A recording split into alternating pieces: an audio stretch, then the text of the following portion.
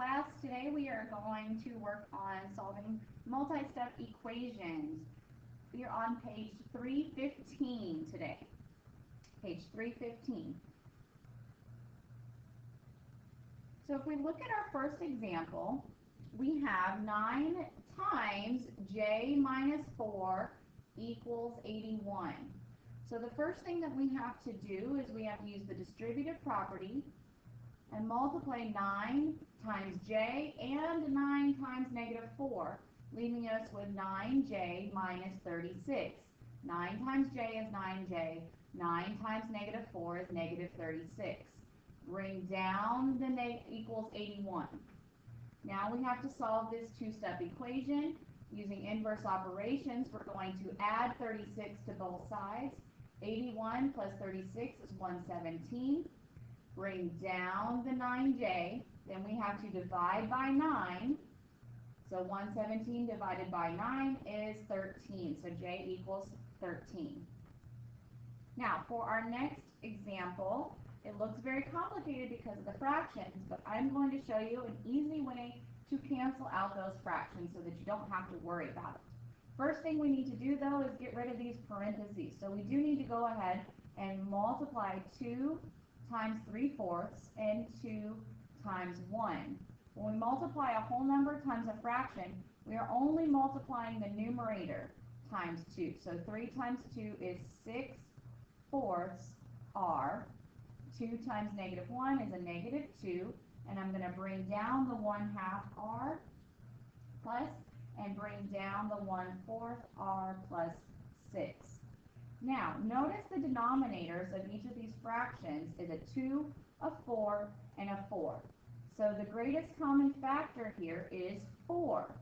So I am going to multiply the entire equation by 4. When I do that, I am multiplying 1/2 times 4, which is 2r, 4 times 6/4, which is just 6r. Notice it's the numerator that stays because the denominator cancels out.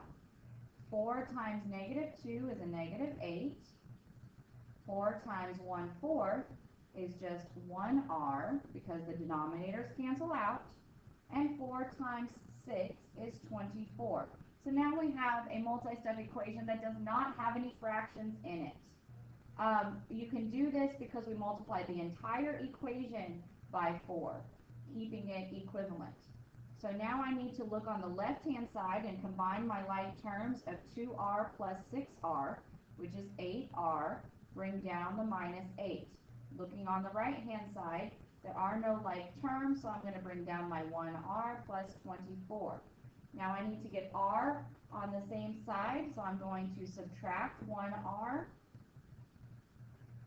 And that gives me, let me move this out of the way, 7r minus 8 equals 24.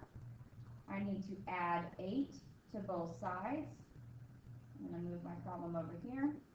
So I have 7r equals, I'm sorry, I lost my place here. 32. And then we divide by 7 so that r equals 32/7. Now you can leave it like this, or you can write it as an improper fraction.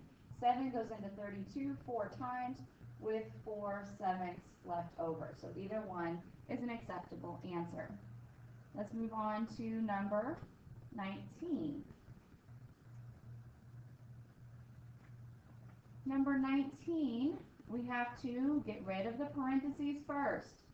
So I'm going to draw my line across the equal sign. I use the distributive property on the left. So that gives me a negative 7k plus 63.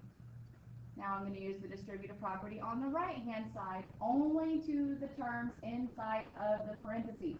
So that's 9k. 9 times negative 5 is a negative 45.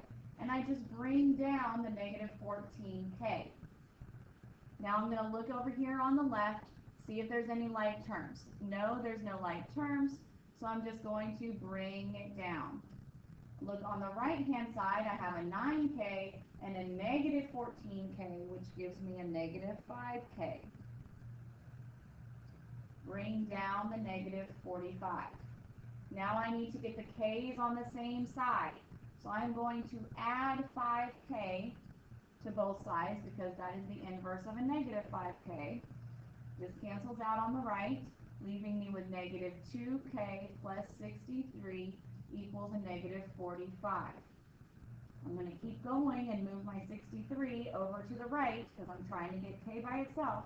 So I'm going to subtract 63, and I'm going to get negative 2k equals 18. Sorry, this should have been a negative 63. So that you get a positive 18.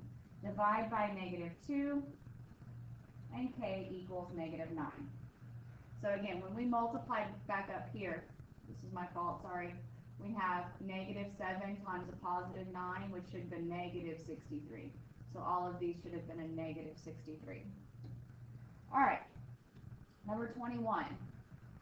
We're going to distribute 12 to x and 12 to 3. So we get 12x plus 36. We're going to multiply 4 times 2x and 4 times 9. So we get 8x plus 36.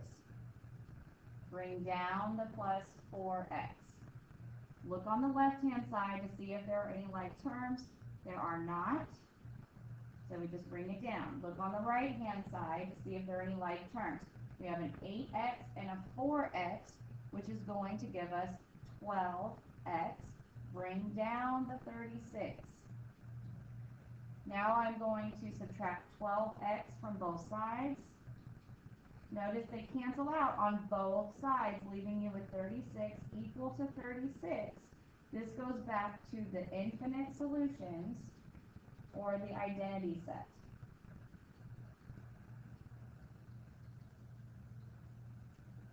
Because 36 is equal to 36. Okay, moving on to number 23. It says to give an example of a multi-step equation in which it has the following solution. So an example of something that has all real numbers, you could actually go back and use number 21 as your multi-step example. Or you could make up your own where they come out to the same number at the end. So if I had, say, 3x plus 5 equals 3x minus 2 plus 7, those are equivalent because when I combine my like terms, they are equal. A null set example would be something that does not come out equal. So for instance, if I had 2 times x minus 1 is equal to 2x plus 2, when I distribute this 2, I get a negative 2. But on this side, it's a positive 2, which are not equal. So those are just 2 examples.